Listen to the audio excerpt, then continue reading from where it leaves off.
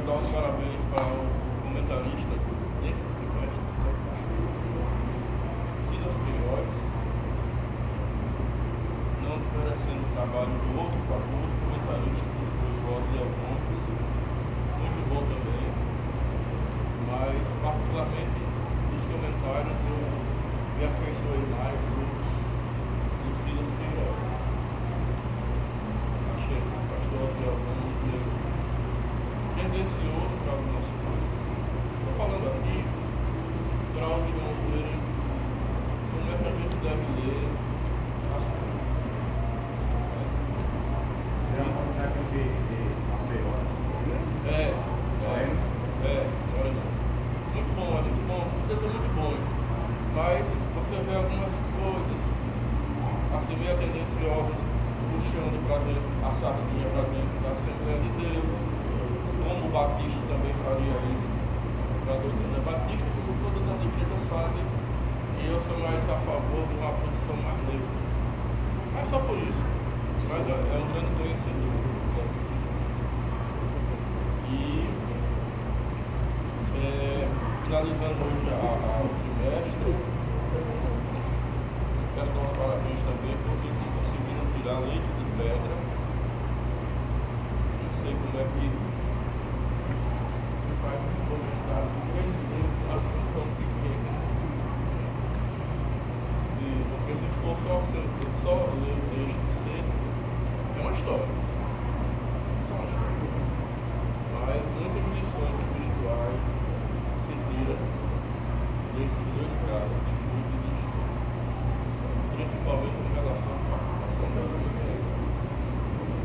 Inclusive aqui no final da lição, o comentarista abriu um tópico que me pegou de surpresa, porque não tem a ver diretamente com o assunto, mas ele abriu meio com um parênteses, chamando a atenção para a questão do sexismo, essa questão de homens e mulheres na obra. Ele fez um comentário aqui que eu achei pertinente e tem muito fundamento que ele está dizendo, embora não tenha a ver diretamente com a história do Cristo. Mas vamos lá. Que relevante nós podemos trazer aqui dessa lição? Bom, praticamente essa lição ela vai tratar dos últimos momentos do desfecho da história de Esther, né? Eu fiz uma linha de tempo aqui para eu me orientar, né? Estava comentando com o irmão. Às vezes você precisa abrir o rolo para entender a história, mas resumidamente, quando o rei Assuero, também chamado de Artaxerxes ou Xerxes I, assumiu o reino da Pérsia, ele, no primeiro ano, ele era casado com uma rainha chamada Vashti, e olha como é que as coisas são. Muito da história de Esther, basicamente tudo da história de Esther tem a ver com uma palavra chamada livramento. Porque é quando o Senhor ele quer dar um livramento. O salmista diz assim: 1000 cairão ao teu lado, 10.000 à tua esquerda, mas você não será atingido. Isso é quando Deus quer dar um livramento. Mas quando Ele não quer dar o livramento, acontece justamente o contrário. Só você vai ser atingido e os outros não serão. Então, por exemplo, lá na transfiguração do monte, quem é que estava com Jesus lá em cima? Alguém lembra? Era Pedro, Tiago, Não, do discípulo. Pedro, Tiago e João. Pelo menos Pedro e João estavam, né? Mas, aí eu vou me corrigir agora se eu estiver errado. Quando a visão se abriu para Jesus, quem é que aparece na visão? Elias e Moisés. Pergunta: Pedro viu Elias e Moisés? Ou só Jesus viu? Pedro viu, que ele disse que ia armar a tenda. Ele disse que ia armar a tenda para os três, então ele viu. viram também, né? Tá me faltando esse detalhe. Se só Jesus tinha visto, Ele viu que ele disse que ia armar a tenda para os três. depois checa essa informação. Mas É isso mesmo? Talvez Jesus tenha falado e O ele estava Google tá falando. viu? Como Pedro conheceu que era Moisés e era Não, mas é isso que eu quero saber. Se eles viram ou se é o texto que relata a aparição dos dois. É isso que eu quero saber.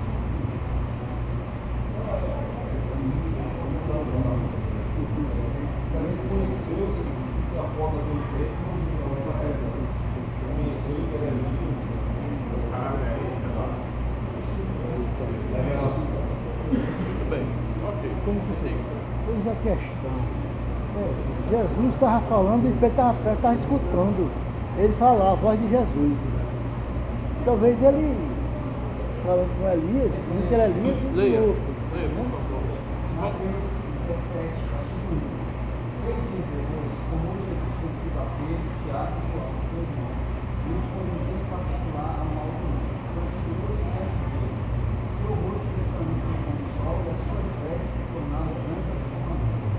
E eis que lhes apareceu Moisés e Elias falando com ele. E Pedro respondendo disse a Jesus: Senhor, como estamos aqui? Se queres, passemos aqui 3 tabernáculos, um para ti, um para Moisés e um para Elias. Ele viu mesmo, ele viu, porque Deus fez a diferença. Aí Deus diz assim, este é o meu filho amado, quer dizer, a lei e os profetas e o filho amado está no centro. Não é verdade? Eu tinha. Faz tempo que eu li essa passagem, Porque na o minha filho amado, cabeça, a lei. só Jesus tinha visto, mas eles não tentavam ao lado, não. Mas ok.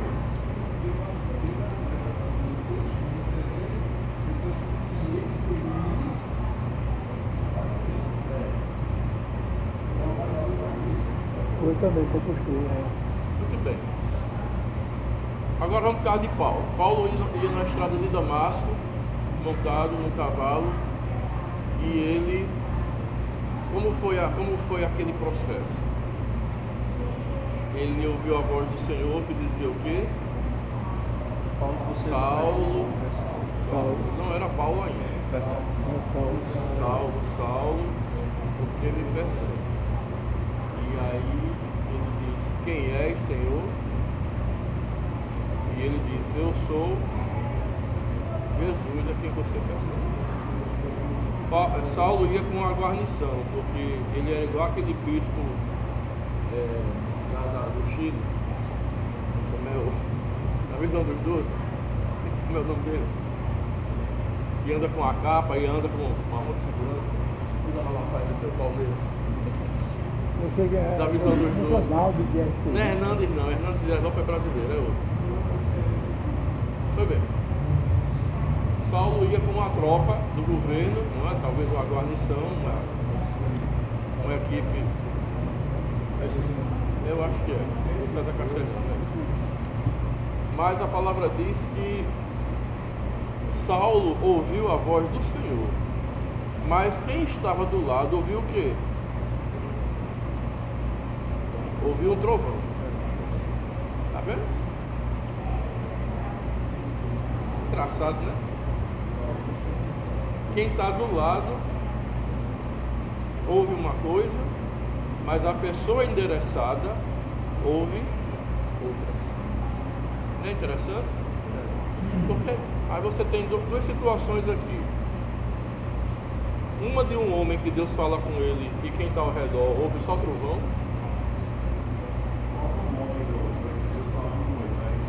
Exatamente.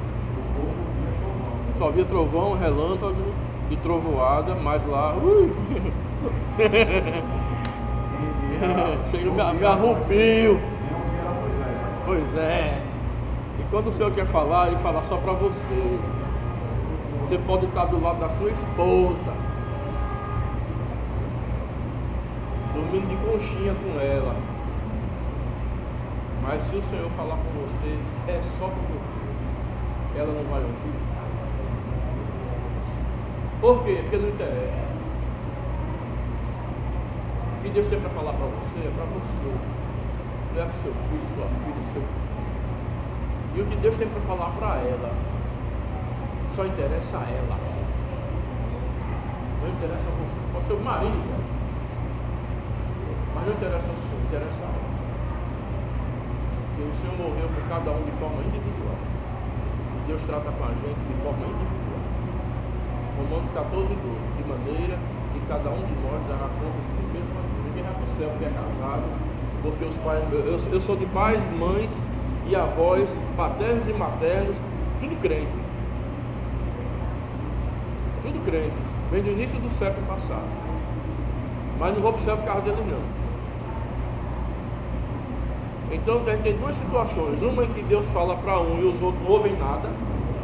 E outra em que o Senhor, além de falar para o filho, abre a visão para mais dois.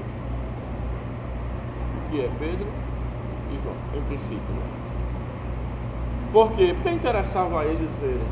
Porque se não interessasse a Deus, eles também não tinham visto nada. Isso bate com o que a palavra diz. 1000 cairão ao teu lado, 10.000 cai aqui, mas você não será atingido. Mas quando ele quer lhe atingir também, os outros 1.000 não vão cair, os 10.000 não vão cair, mas você vai ser atingido. Essa é a questão do livramento. A soberania de Deus. Por que eu estou dizendo isso? Olha, a igreja, de um modo geral, a católica, o cristianismo, de um modo geral, ele quer às vezes pregar certas coisas e absolutizar certas coisas. Aí eu não sei se é do ser humano ou se é do cristão. Eu vou falar pelo cristão porque eu sou cristão e o assunto aqui é cristianismo. A igreja, de um modo geral, ela tem um costume ruim de tornar absoluto aquilo que é relativo. E tem o costume de querer eternizar coisas que não são eternizadas. E de sacramentalizar coisas que não são sacramentais. E de transformar doutrina em dogma. Qual é a diferença entre doutrina e dogma? O dogma tem o mesmo fundamento da doutrina, o ensinamento. Só que o dogma não admite ser contestado. É tido como uma verdade incontestável. Ninguém toca naquilo. Isso aqui é um dogma. É pior do que a doutrina. Que a doutrina ainda pode ser contestada, ainda pode ser mudada, ela pode ser conformada. O dogma não. É o caso da Igreja Católica que diz. Tipo uma Constituição. Era para ser uma Constituição, né? Mas hoje a Constituição está sendo estuprada pelos próprios padres. Tem um modismo aí, tem uma certa lógica, mas não é uma coisa relativa. Por exemplo, Deus não te livra da fornalha, te livra na fornalha. Deus não te livra da cova, te livra na cova. Então dá a ideia de que sempre Deus vai livrar, né? Nessa coisa. Só que é o seguinte, a gente vê, por exemplo, João Batista não era crente, perdeu a cabeça. Cadê o livramento? Os discípulos, os apóstolos, todos eles morreram. Os cristãos da arena, lá os leões do foram despedaçados, então todos realmente. Ótima colocação. Porque a gente foi criado dizendo: o anjo do Senhor se acampa ao redor daqueles que o temem e os livra. Aí quando você pega essa passagem bíblica e compara com esses fatos, alguma coisa aqui está errada. Eu estava meditando um dia desses, quando o Senhor foi falar para si, as últimas recomendações, o Senhor disse assim: muita coisa eu ainda vos teria para revelar, mas vós não suportaria. Meu Deus, 12 homens andaram com o Senhor ali do lado, viram o que viram, expulsaram demônios, negaram, mas estiveram com o Senhor, sofreram perseguições, né? Uns, quando viram o arroz, saíram correndo, foi o caso de Pedro, porque Pedro era frouxo. Pedro era frouxo até o dia da conversão, né? Depois que ele se converteu, aí ele adquiriu estabilidade. Mas até então ele era só convencido. Mas, o que eu fiquei pensando, quando Jesus disse assim, uma comida eu tenho que comer, que vós não podeis comer. Aí eles ficaram, é o quê? O que é que ele vai comer que a gente é pizza? Pensando que era alimento. Mas o Senhor estava falando daquilo que ele tinha que passar, que é o cálice para beber ou uma comida para comer, né? Então comida e bebida aqui tem a ver com passar por aquilo que ele ia passar. E os discípulos realmente não poderiam fazer. Mas quando o Senhor disse que teria muitas coisas para revelar, mas não podia revelar, porque eles não iriam suportar. Eu fiquei pensando, o que é que vocês acham que seria essa coisa que Jesus não podia dizer para os homens de confiança dele? Talvez fosse o que a igreja passaria, né? A tormenta, as mortes. Fale alto. Fala, não, fica em pé também, que quando sou eu, todo mundo pode ficar em pé, fica aqui. Fale. Respondendo. Talvez fosse em relação ao sofrimento que a igreja passaria, né, mais à frente, então no século III, né, todo o morticínio da igreja, nos coliseus, as perseguições. Então, como é que ele falaria aos seus discípulos próximos sobre a morte que futuramente os cristãos passariam, né, a tormenta que eles teriam que passar. Então, talvez isso ia desanimar, eles não iam entender, talvez não fosse o tempo, né, existe um tempo para cada coisa. Então, ali poderia não ser o momento para ele falar sobre isso. Então eles não suportariam, talvez, ter essa informação. Muito bem.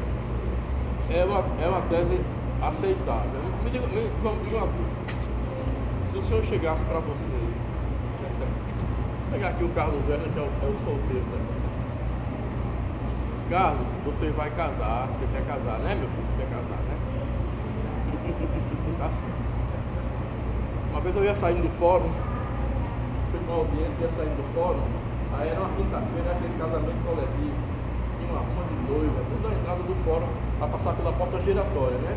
Aí já estava cheio de fotógrafo, os noivos e as noivas fazendo pose. Aí eu saí da porta, fiquei para não passar e atrapalhar a foto da noiva, né? Aí não, pode passar, e a noiva toda feliz. Aí eu olhei assim e disse, eu não sei se eu rio ou se eu choro. Deu licença. Aí ficaram rindo, porque assim, eles não sabem o que vão passar. Então se o Senhor chegasse para você que está no início de uma caminhada, no início de uma missão, e já dissesse como ia ser o final, e o que você ia passar pela vida, qual era a sua tendência? Ir para dentro ou sair correndo? A tendência natural, qual é?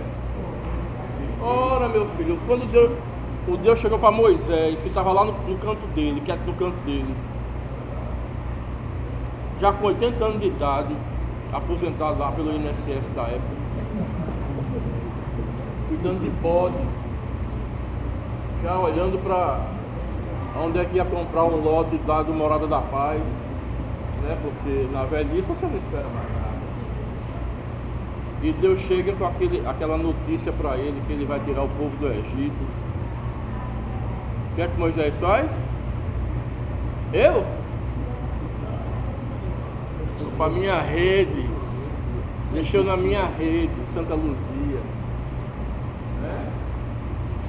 Então, quando você sabe o que você vai passar, a sua tendência é desanimar logo.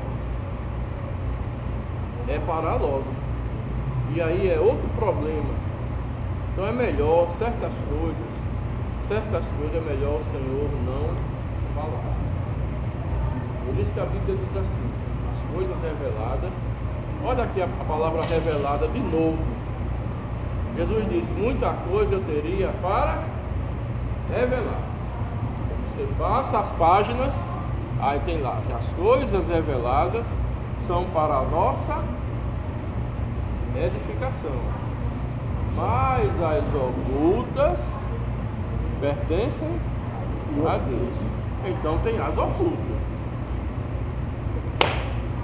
As ocultas. As de José. José, o sonho de José é que iam se dobrar a ele. Então ele não sabia como, né? E o processo de passar. Esse aqui é o problema. O Senhor diz assim: meu servo, vou lhe dar vitória naquela questão, mas você não sabe como vai ser o processo. É?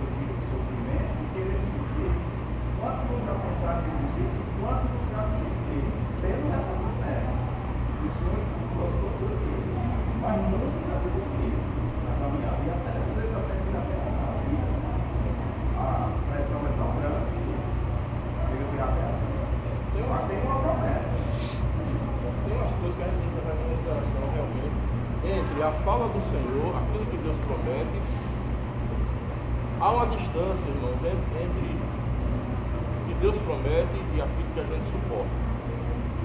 Nós temos a limitação da carne, do emocional.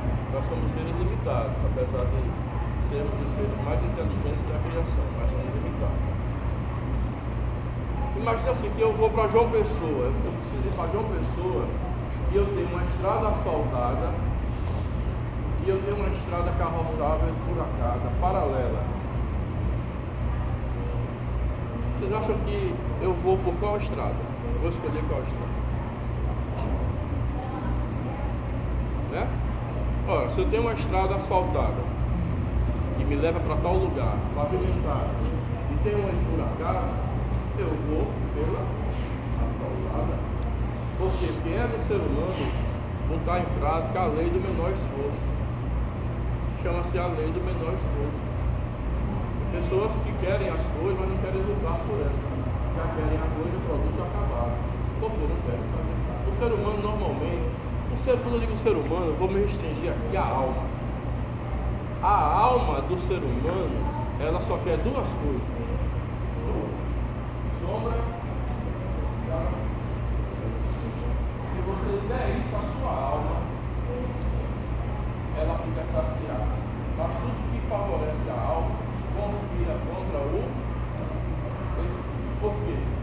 a alma naturalmente se alinha com a carne. Aí o espírito fica sozinho. Aí no espírito opera a palavra do Senhor. Por isso que Paulo diz lá em Romanos 7, o meu entendimento, eu sirvo a lei do Senhor, mas com o meu corpo eu sirvo a lei da carne. Então aqui surgem duas situações. Uma ideal e outra real. A situação ideal de Deus para nós foi até Gênesis 3:6. Até Gênesis 3:6 estava tudo lindo e maravilhoso. A partir de Gênesis 3:7 começa bem a queda. E a queda desvirtua, inverte e esculhamba tudo. Então os discípulos já se encontram como nós nessa realidade pós-queda. Então, era natural que certas coisas eles não pudessem saber. Então, eu concordo com o Carlos Zé, porque eles estavam no início de um comissionamento. Vocês vão, já tinha dado a ordem, fiquem em Jerusalém, até que logo vocês já estão vestidos. Marcos 16:25 já tinha sido falado, isso por todo mundo, pregar o evangelho, anunciando as boas novas, se acontecer isso, faça isso, vamos expulsar demônio, e todo mundo já animado com aquela missão, uma missão, mas tem uma coisa que o Senhor não podia dizer, que era, por exemplo, a chegar a Pedro e dizer, Pedro, rapaz, eu sei que está no final, vamos você pegar a cabeça para cá. Paulo não era discípulo, mas chega para Tiago,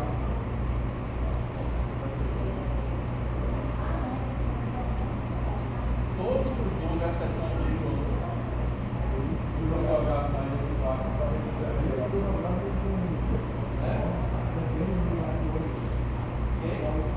João no final.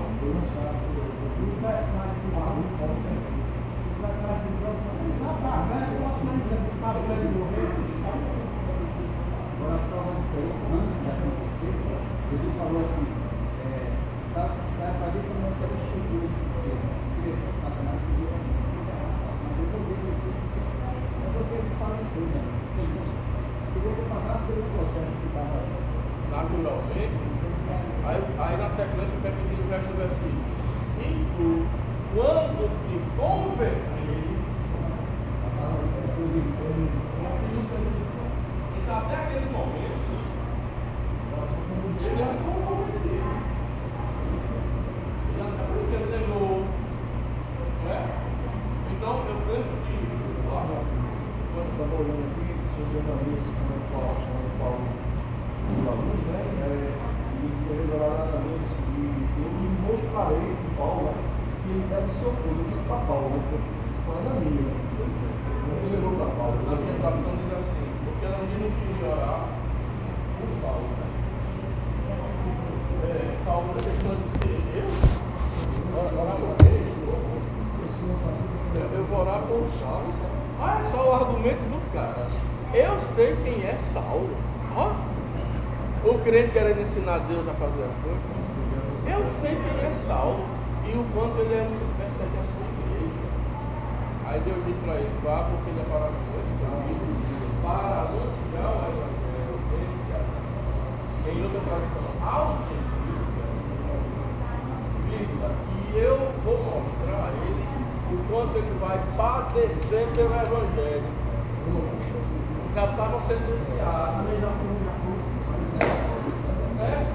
Aí Paulo lá no final, né, começa a sentir já o peso do ministério.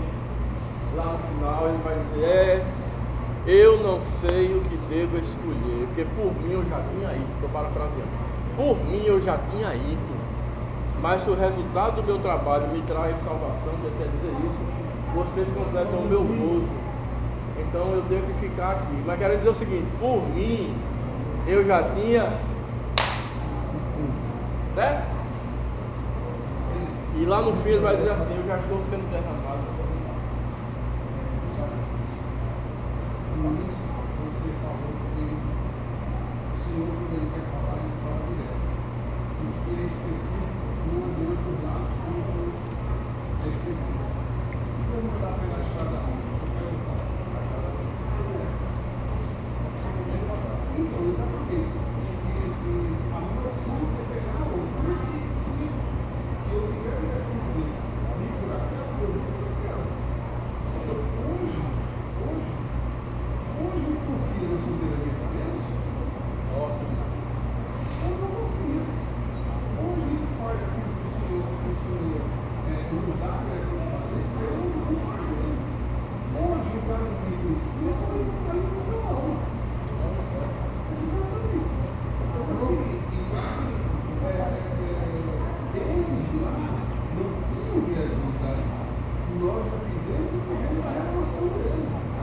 nos dá a tranquilidade e a esperança de que se Ele manda fazer algo, se Ele dá a direção de fazer algo, se algo está difícil, Ele está conosco.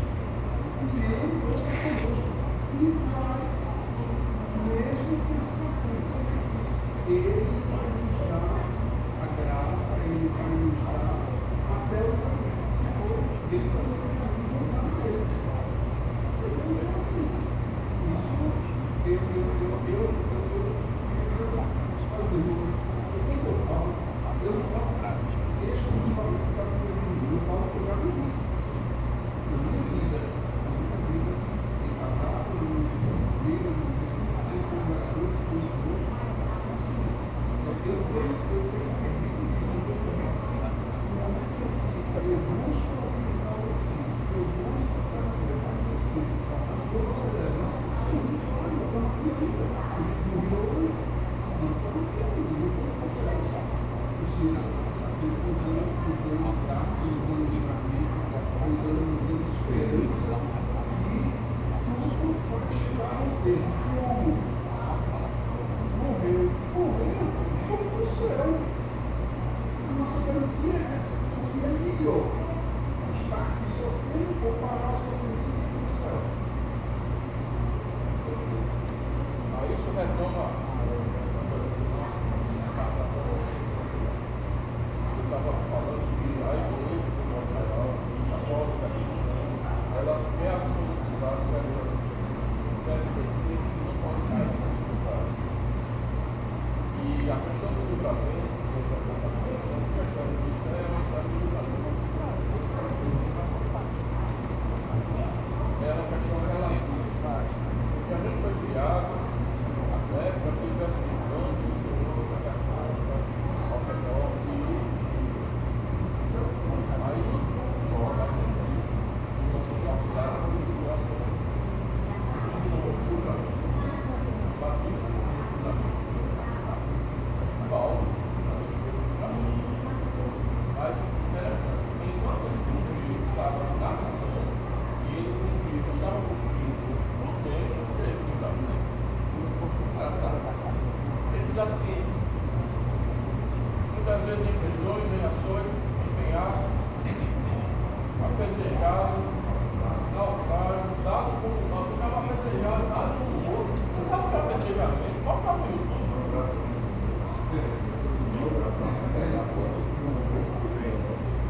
Apedrejado e deitado, você já morreu. E pega! Pois é. Aí deve ficar por uma serpente e o homem não morre. Não morria por quê? Porque era para morrer também. Pois é. Então, essa questão do livramento que nós falamos, ela é uma questão relativa. E aí vem o caso cristão. Sempre está acontecendo isso. A igreja, muitas vezes, quer absolutizar as coisas que não podem ser ela quer sacramentar as coisas que não podem ser sacramentadas. Santificar as coisas que não podem ser sacramentadas. Lá na visão de Apocés, quando a visão desce, o Senhor manda ele comer aqueles animais todos, né? Calando, coração, cobra, estia, preá, representando as nações, né? O resto. E Pedro diz o quê?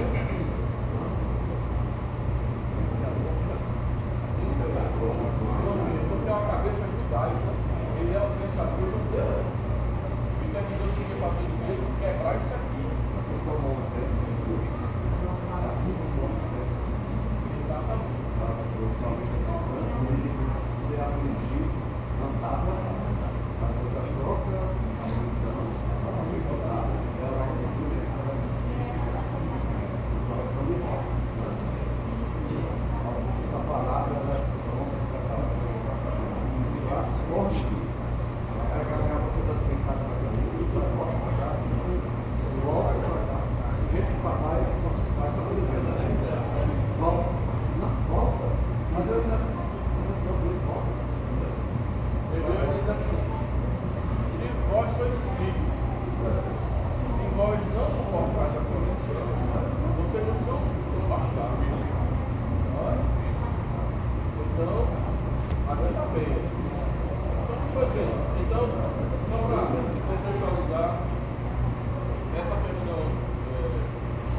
eles não podiam saber muita coisa. Hoje nós somos despenseiros de Atos 2. Hoje nós estamos aqui, mas nós temos o Espírito Santo em nós. A promessa lá de Ezequiel, eu acho que o seu povo ia tirar o coração de pedra, ia colocar um coração de carne, ia escrever as leis no seu coração, para quê? Você veio de Deus,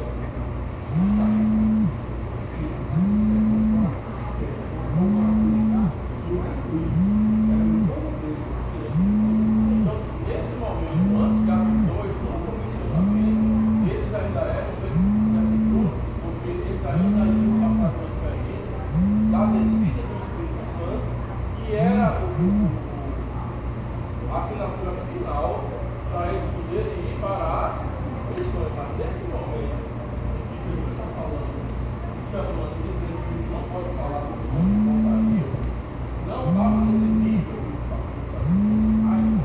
Então era melhor não dizer. Mas todos eles, a exceção de João, também morreram de forma grave. Aí você imagina, você vai começar uma missão, né? Morar com militar, só militar. Você vai para a Marinha, mas você vai com a guerra, vai ser uma guerra, e lá nessa guerra você vai morrer. Tá certo? Você quer ir para a Marinha? Ah, eu quero, eu adoro a Marinha. Eu quero ir morrer pela Marinha. Não está difícil, não. Pois é. Não está difícil, não. Então ninguém quer. Então é melhor certas coisas. Entrou, está muito cansado, não? Muitas coisas No VH, vai, obrigado. como forma de proteção, para que a gente não sofra por uma descendência. E o exemplo clássico de alguém que tinha que fazer, não estava nem um pouco satisfeito, de modo geral, é o próprio Jesus. Que chega no final, quando ele vai vendo que está chegando o tempo, e aquela vai a oração que ele faz, Pai, se for possível, passe isso. Quando me dê essa fala dele, transparência. Esse Jesus que disse, olha, se for possível, faça isso comigo. Já tinha falado do cálice que ia comer, já tinha falado da comida que ia comer, já tinha dado. Mas quando vai chegando a hora, aí esse lado humano, o próprio Deus humano, certo? Ele disse, rapaz, mas num versículo só, você vê duas naturezas falando. Porque na sequência vem uma vírgula e vem um mais. Apesar do conteúdo da Bíblia mais coerente, faça-se essa situação, uma junção com aquilo. Muda tudo.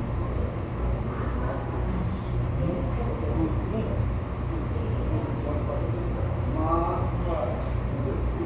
nós outrora andávamos segundo o curso desse mundo. Mas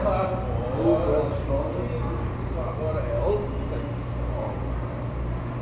Tá? Então essa questão do livramento, só para quando vamos dizer, muitas vezes eu estava com a diferença de dogma e que o dogma e a doutrina são ensinamentos baseados em costumes, tradições, crenças, enfim.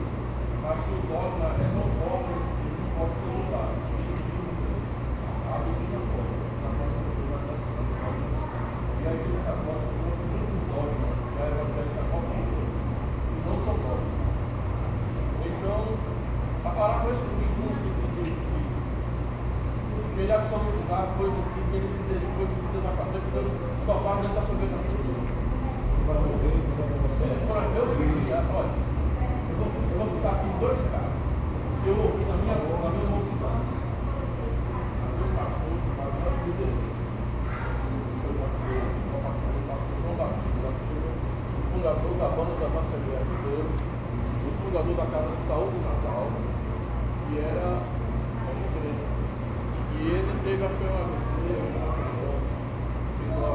trancado em cima de uma planta.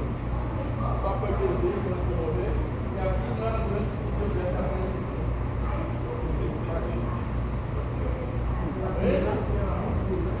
Tá vendo como é o sentimento? A doença foi Deus que entrou. Assim, o corpo não adoece, a ferrugem. Não, ferrugem só dá em ferro. Você não vai ver ferrugem de plástico, não. Nem alumínio, nem cobre, nem bronze. Não dá ferrugem. E é um material ferroso. Nem madeira, né? Também não dá. Agora, madeira apodrece, ferro não apodrece. Então, cada matéria com a sua doença. É do corpo desenvolver doenças. Mas na cabeça dele, foi Deus que tinha dado aquela doença.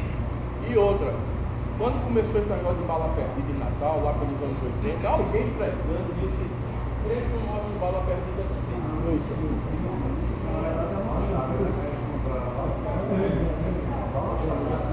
Perdida não, mas as rachadas. Sua barra. As rachadas demora. As perdidas não. Então foi criado crente dessa forma.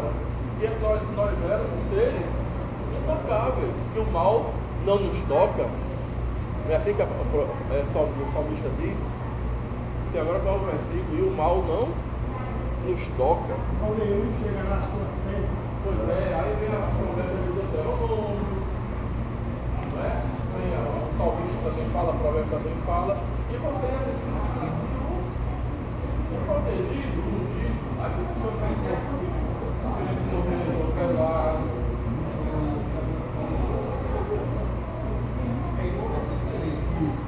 do trecho na frente do Salmo de Deus na sua vida, mas não pode ser uma. Pode falar? Fala para nós. Está aí no celular? Bota aí para mim. A mesma coisa, só que às vezes purifica toda a carga. Se andar como ele já comprou o pior, Está no final.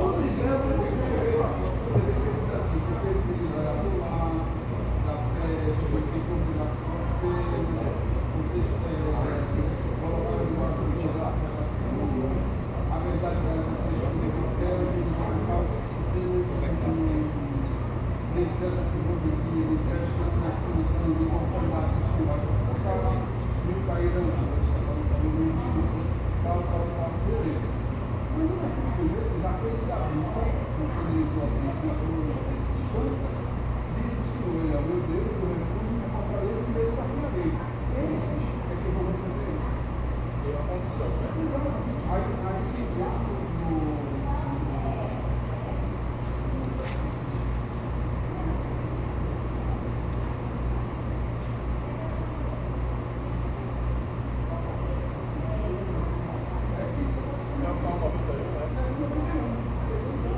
aí eu quero que do trecho na frente se comprometa.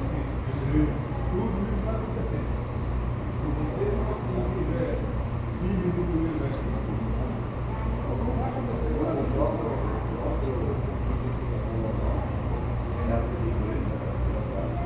Se assim não acontece o livro, Muita coisa vem debaixo do sol.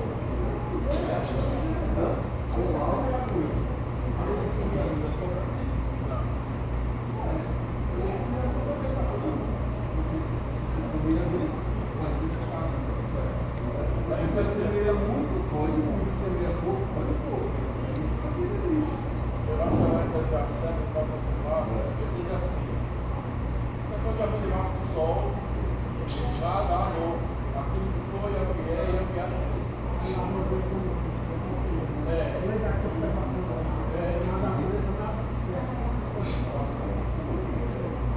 Aí Salomão diz assim: há justos que perecem na sua justiça e ímpios que colocam seus dias na maldade. Gente boa, que morre logo, e gente injusta, no final de nada, que morre logo. Isso é um negócio do inferno, é um negócio do inferno. Mas, rapaz, como é que pode fulano, gente boa, rapaz, sabe? Como eu tinha o irmão Nunes, que foi saxofonista lá na Candelária, ele trabalhou com o papai na banda. Eu trabalhei com o Nunes em 2014, ele no meio da vida, ele estava com 50 anos. E para reserva, e ele da vida estava na reserva. E foi no Nordestão. Um abraço, ele do meu pai. Cheio de planos de futuro. Quando foi o dia, botaram lá a postagem no Face. Aí esse povo do pessoal, aqui é fulaninho, filho, passando a informar que meu pai partiu essa madrugada e eu ia lá no rapaz, aí você fica, rapaz não estava cheio, bem casado, aí vem, né? As características, né? Morreu. E fulano, que não vale nada. É ruim. E na outra está só o coió, mas tá lá, não estou funcionando. A lotaria nem. Fazendo raiva. O que é dito que é isso? Há justos que perecem na sua justiça, eles morrem ali, e ímpios que prolongam seus dias na maldade. Eu acho que aqui nasceu aquele ditado que diz assim: vaso ruim não se. Entendeu? Viu, Cleiton? Olha, lá no monte, lá em 28 de Deuteronômio tem a bênção do monte Gerizim e Gebal, né? E Deus, quando quer dar enfermidade, ele avisa. Quando vem da parte de Deus. Eu já vi na Bíblia isso, e aconteceu comigo. Entendeu? Mas para abençoar, entendeu? O outro para levar um livramento para que ele não peque e pereça na perdição. Vai, Jó. Deus sabe tudo das coisas. O caso de Jó. E às vezes tem pessoas que vivem 70, 60 anos, por quê?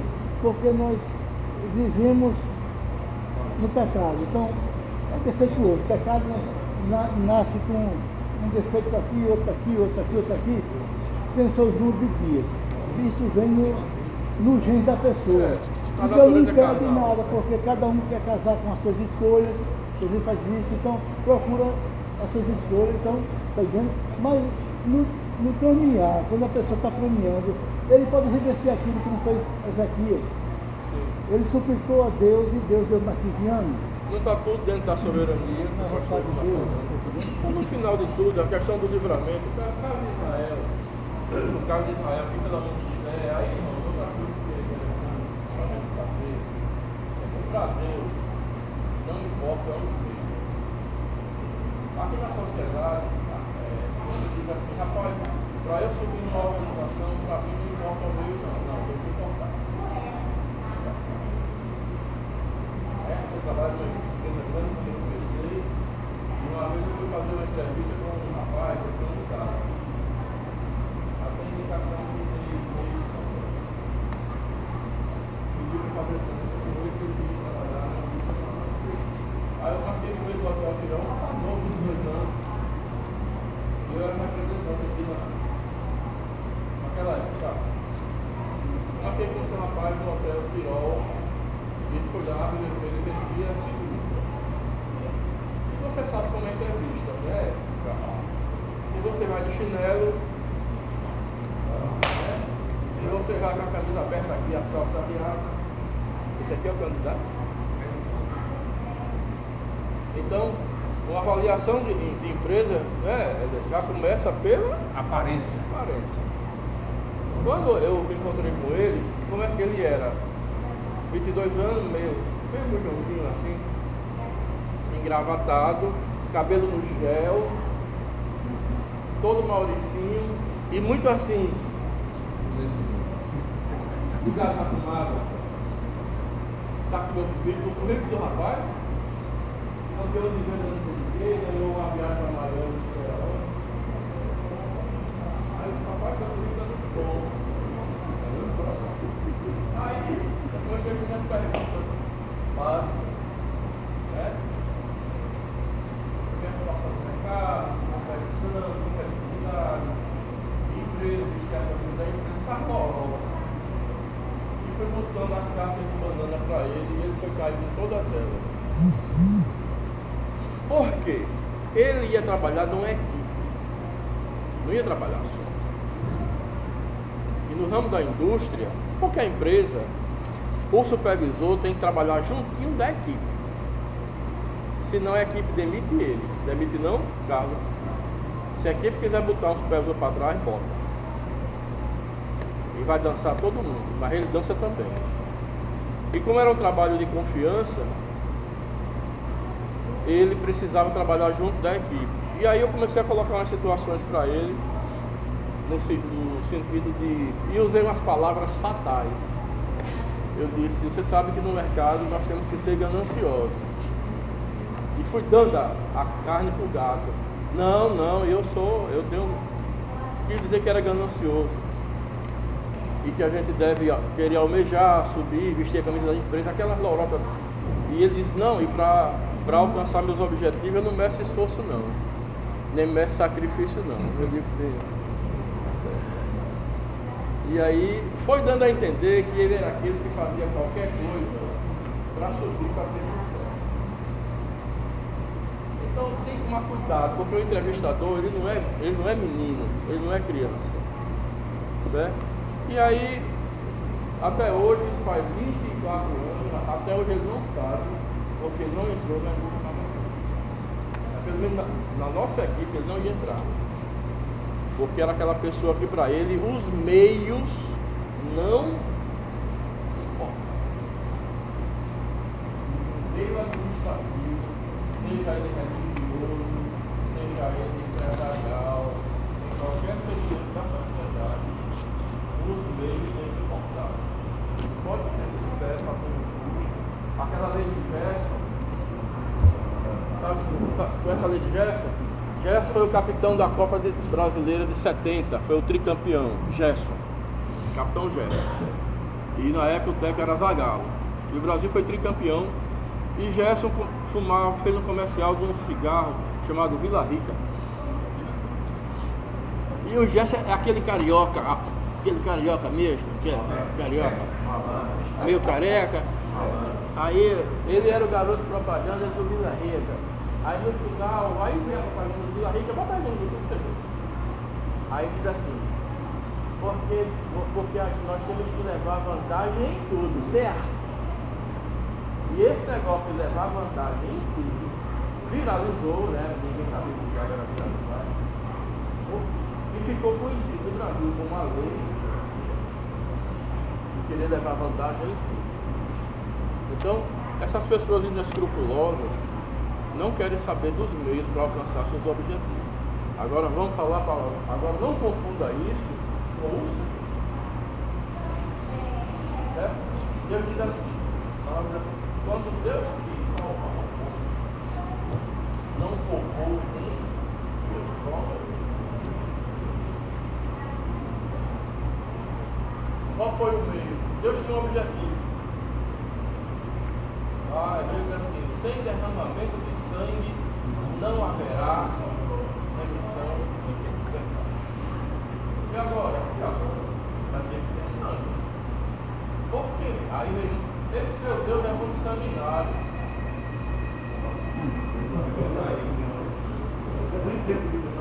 Ele disse que sem derramamento de sangue não vai ter remissão de pecado. Por que ele gosta tanto de sangue? Não sei, talvez ele seja formado em hematologia, não sei. Eu vou discutir com o Senhor, mestre. Se ele está dizendo que para salvar o homem vai ter que ter sangue derramado, é desse jeito. E é a soberania dele e vai dormir com esse barulho aí. E quem falou foi ele, quem decide é ele. Pois é. Aí, né? Vai reclamar com ele. Quem diz a palavra, quem és tu que contende com o Todo-Poderoso? Então, se ele está dizendo que um meio para salvar o homem envolve derramamento de sangue do filho dele, um meio não importa. O que importa para Deus é o resultado final. Quando ele quis dar livramento a Ismael, a povo, não foi lá de uma forma, não. Ele falou que você veio da peça. Chamou o filho do meu filho. Quando ele quis infernizar a vida dos filisteus, não levantou sanção, não volta de Nazireiro, um homem que com uma queixada no jumento matava 1000, porque era possuído pelo Espírito do Senhor. E por que não fez um negócio diferente aqui na festa? Usou uma mulher. Entendeu? Então, para Deus não importa. Aí o que é que Deus faz? Você podia ter usado pastilha? Aí o que é que Deus faz? Primeiro ano do ciclo, pastilha, se empodera. Aquilo ali, a primeira mulher empoderada da Bíblia é pastilha. Porque você vê que a Esther está andando pelo quarto real. Olha só, Esther já era rainha. Olha como o negócio era fechado. E você sabe para quem foi esse livro, né?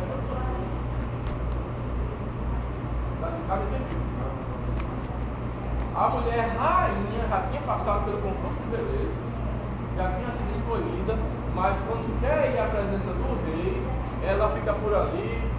E se ela, a lei diz, se ela entrasse naquela área sem consentimento do rei, qualquer pessoa ele mandava matar. Eram os seguranças, o presidente. Então ela se apresenta e eles têm certo. A esposa. E olha só, a distância que há entre a posição de um homem e de uma mulher. Ele estende o cetro e diz: pede-me o que queres, até metade do meu reino se te dará. E aí ela faz a petição do livramento. Essa mesma fala vai estar lá em Herodes, com Herodias. Ele diz a mesma forma, a mesma coisa de outra forma. Né? O que é que você quer? Até metade do meu reino. Eu quero a cabeça do meu. Então, isso acontece no primeiro ano. No terceiro ano vem o concurso. Quarto ano. No sétimo ano acontece esse problema com Amã. E no 12º ano é que seria o ano da matança. Então entenda, 12 anos antes do propósito de Amã, que seria no dia 13 do mês seria o 13 de janeiro, que foi o Edito, e a matança seria no dia 13 de dezembro, do mês de Adar, mês de Adar. 12 anos antes desse fato, o Senhor já começa a mexer os pauzinhos. Já vai tirando o rastilho, já vai colocando o mistério, já vai tirando o rastilho. E aí o desfecho é a vitória do judeu. Isso como Deus quer, tal. Vamos para um passado mais recente agora, de 80 anos atrás, o Holocausto. E aí? 6 milhões de judeus foram para a fornalha. Começaram a matar os judeus com bala, mas bala é muito caro. Aí o que se fazia? Pegava o avô e o neto e dava um tiro só para matar os dois na tirada só. Tem uma foto clássica do velho assim com o bebê e o soldado na lista atirando. Depois ficou muito caro matar os judeus com bala. Não, vamos arranjar uma maneira mais eficaz, câmara de gás. Mas não tinha câmara de gás. Botava dentro do caminhão, baú, pegava o cano de escape, botava a mangueira por cima, matava todo mundo asfixiado. Depois é que vieram as câmaras de gás. E aí eu pergunto, cadê o livramento? Cadê o anjo do Senhor? Se acampa. E era o povo dele, gente. E aí? Certo? Não, essa questão do livramento é uma questão relativa. Ela tem que estar dentro do propósito e da soberania do Senhor. No final de tudo, o que espera é a vontade do Senhor. Por favor.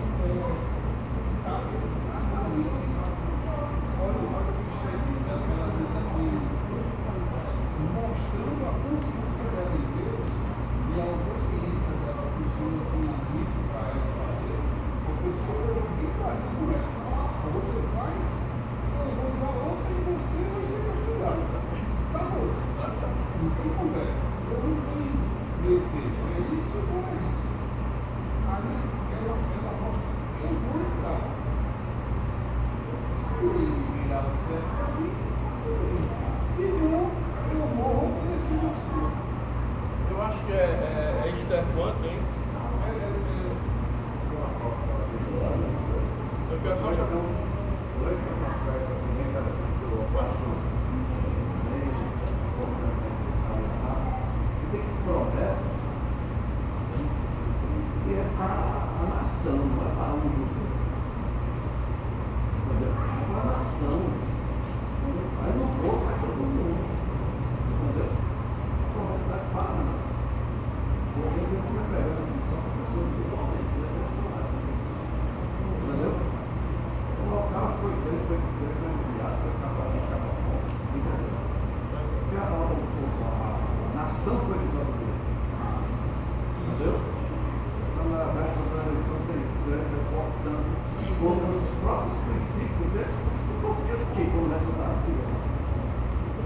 Está entendendo? Você quer ter como resultado, irmão. Mas eu não. Irmão, o que você quer como resultado? Está entendendo? Muita gente quebrando princípios que foram estabelecidos por Deus. Está entendendo? Que é problema. Bom, a fidelidade de Deus não se discute. Entendeu? A fidelidade de Deus não se questiona. Entendeu? Ele é tão fiel que ele vai cumprir também quando for para ele. Entendeu? Tá? Você põe aí a Deus, nessa perspectiva, se você é filho, se você não está sendo obediente, não está se submetendo, você não vai estar. Somente isso. Então você está achando que é filho, mas não desculpa. Porque na minha visão, eu acho que a minha visão, Lucas 15, o errado foi o filho que ficou. Entendeu? Porque quando ele voltou, o filho errado estava dentro de casa. O que Jesus queria mostrar era um filho que ficou, não que saiu. Então só era direitinho. Verdade. Eu não estava muito preocupado com o que saiu, não estava querendo nem isso. Entendeu? Mas o que ficou, entendeu? Exato. Porque Jesus queria mostrar essa realidade. Mostrou o que saiu, mostrou a divisão foi igualitária. Filho, dividiu para os dois, não foi para um só. Entendeu? A herança foi pelos filhos, entendeu? A justiça de Deus contemplava a lei, a fidelidade de Deus. Entendeu? Mas no fundo, se você parar para analisar a circunferência, como você acostumou a ouvir pregação, só prega o seu prova, mas não mostrou que ele se mudou. E Jesus mostrou como ele era pior. Porque na verdade, Naquele contexto ali, ele está determinando os fariseus. Isso que é. pois é. Assessor, só para eu entender. Já. Onde você está? Porque o celular está aqui, ó. O celular está aqui, mestre. Essa é demitido. Contratar Isaac, que Isaac é mais. O professor precisa, o assassino. Estou procurando. Eles consideram irmão, porque ele diz Achei. assim, meu filho. Nem precisou, tá vendo? Não é?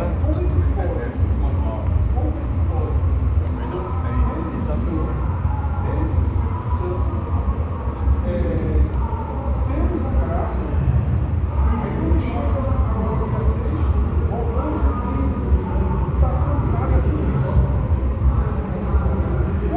Como você pode dizer que sou cristão, que sou filho de Deus, que amo a Deus, e outras pessoas que é a favor do aborto, que é a favor do homossexualismo, tudo que a Bíblia condena, alguém, porque é meu amigo, ou porque eu sou companheiro, aí eu volto dele. Um cara que vai,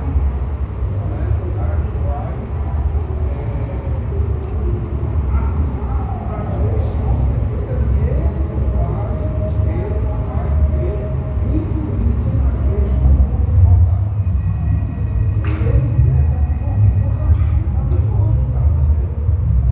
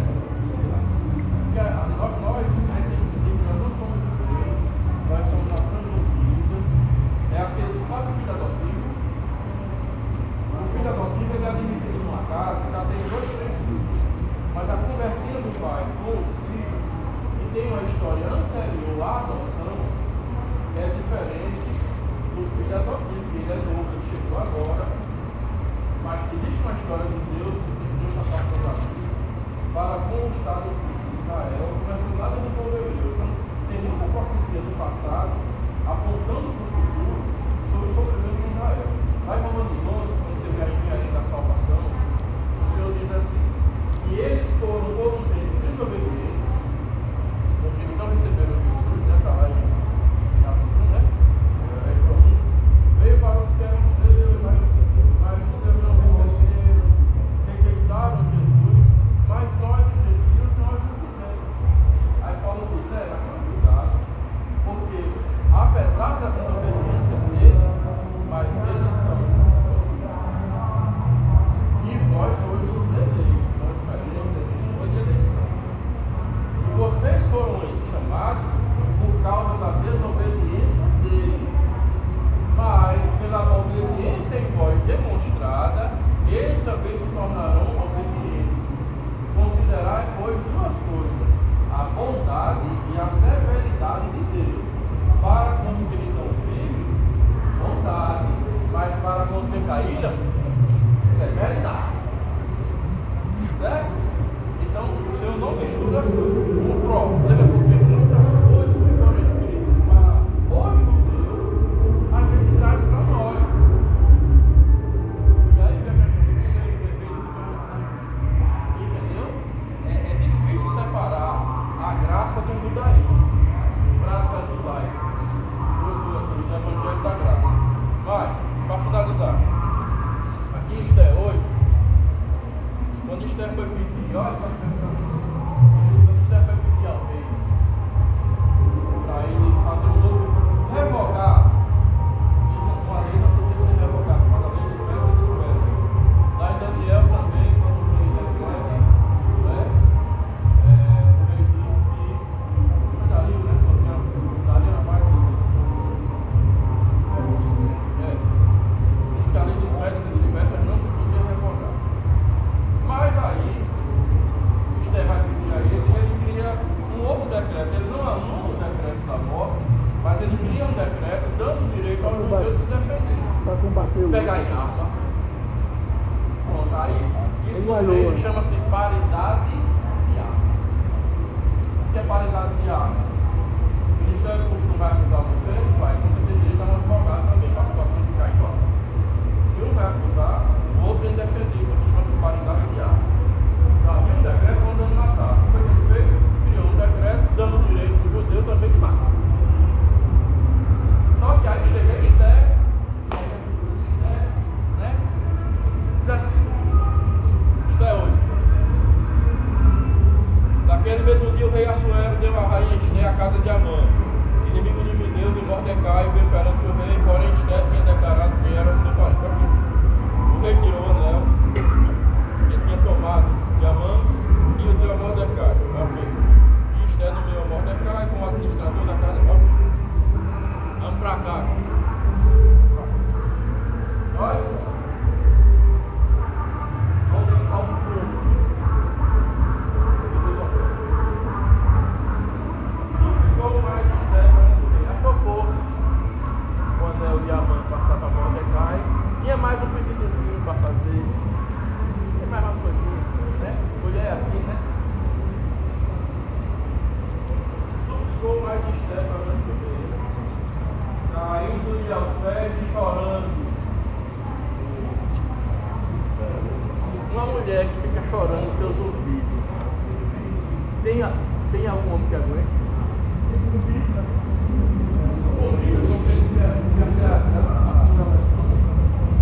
A mulher chorando nos pés do rei. A mulher que fez isso no dia de Deus falou assim: o resto do tempo ela Aqui nos textos, caindo aos pés e chorando, implorou-lhes que revogasse.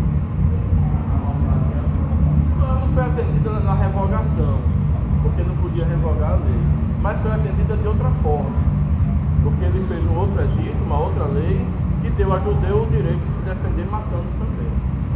E assim ela virou no que viu, o sacerdote não viu, não foi exatamente como ela quis, mas o resultado foi. Certo? Aí tem outra mulher na Bíblia. Aí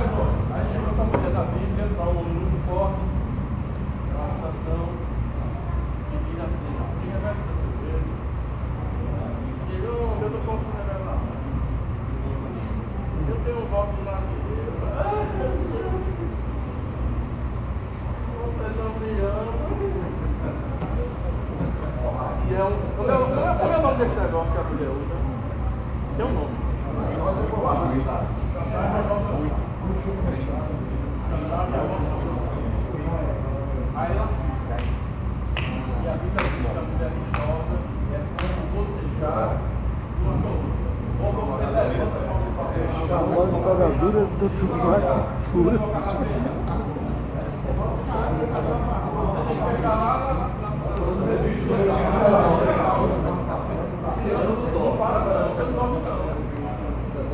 Tem que estar aquele relógio. Irrita. Aí você pega uma mulher sábia, uma de outra, e usa uma chantagem emocional e ele resiste o quanto pode, mas tem hora que o homem não resiste, diz, homem, olha, para de encher meu saco. Pronto, é no meu cabelo, pronto, é no meu cabelo.